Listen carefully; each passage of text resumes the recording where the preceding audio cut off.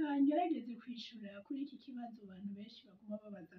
none rya kanguro twumva rizoba ryari rizogenda gute ko tubona abantu umenga bariko barava mu vy'agakiza abantu bariko bararambirwa bizogenda gute mu bisanzwe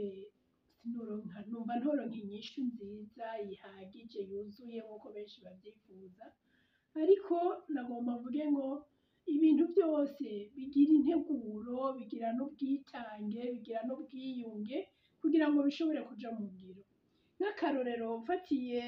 kuri ijambo ry'Imana mu vyakozwe n'intumwa igice ca mbere ngahera ku murongo wa 6 nkamanukana gushika kuri 14 ndahabona cane ingene Yesu amaze kuduzwa mw'ijuru yasigiye igikorwa intumwa ziwe ngaca ndaba inyifato intumwa ziwe intumwa za Yesu Kristo zifashe kugira ngo zishobore gushika kuri kimwe zari ziteze aha niho numva nokura inyishu reka ndahasome mu izina rya Yesu ngo nuko ngo bakoranye baramubaza bati mwami iki gihe nico ugira ugarukana ingoma y'Abisirayeli arabishura ati si vyanyu kumenya iminsi canke ibihe data yashinze n'ububasha bwiwe wenyene ariko muzohabwa ubushobozi mpwemu yera niyabaza ko muzoba ivyabona vyo kunshingira intahe Yerusalemu n'i Yudaya hose n'i Samariya no gushitsa ku mpera y'isi amaze kuvuga atyo aduzwa babona igicu kimukura mu maso yabo bagihanze amaso mw'ijuru akigenda abagabo babiri bambaye impuzu zera bahagarara iruhande yabo barababaza bati yemwe bagabo b'i Galilaya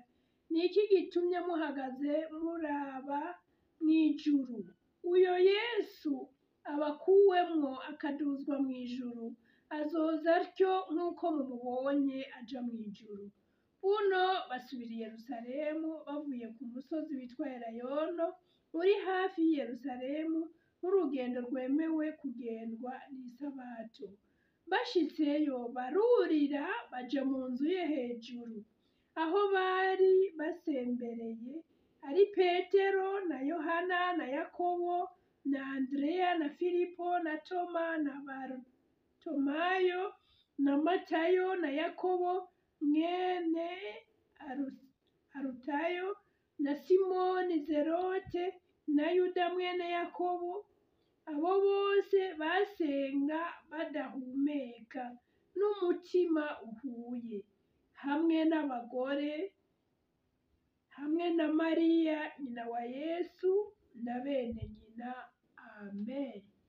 nk'uko tuvyumvise hano n'ikindi gihe cari citezwe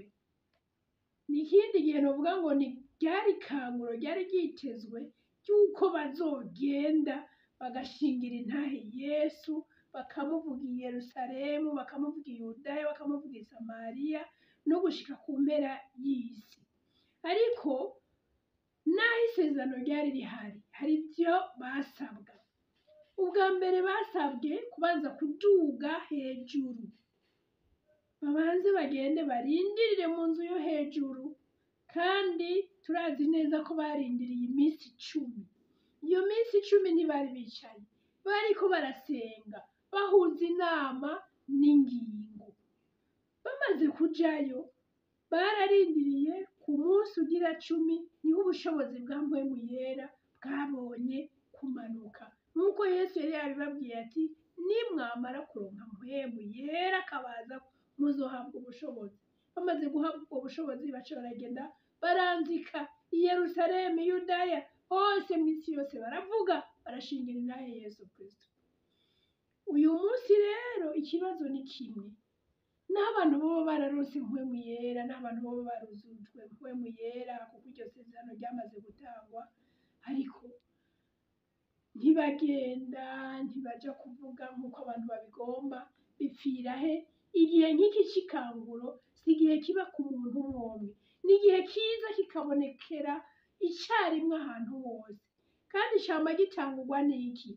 no gutahura ikibanza umuntu arimwo ko kitabereye, akagira inyota yo kurondera ikindi kibanza kibereye. Izi ntumwa zarabonye ati tugumye hasi ntituduge mu cumba co hejuru ntivyokunda ko duhabwa ubushobozi.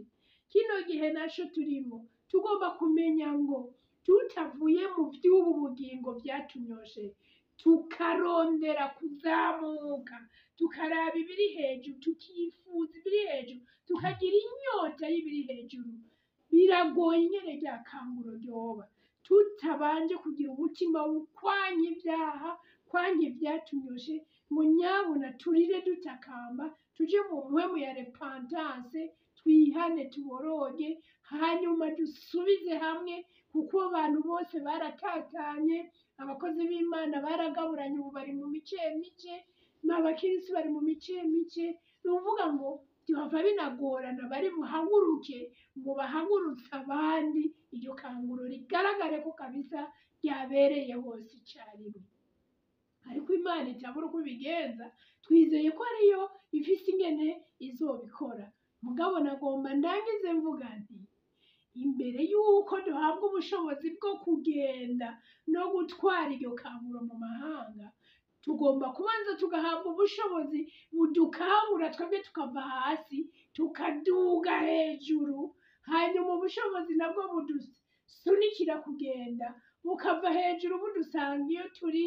bwongera butujana muri ya mahanga. Nuko rero nagomba mvuge nti n'intumwa zabanje kuduga hejuru, hanyuma ubushobozi buva hejuru bubasanga bari hejuru bubona kubatwara. Natwe ab'iki gihe tubanze turondere ubushobozi buduhagurutsa budushikane hejuru, kugira ngo ico twiteze guhabwa hejuru abe arico tuzoca tujana mu mahanga yose. Murakoze, Imana ibahezagire.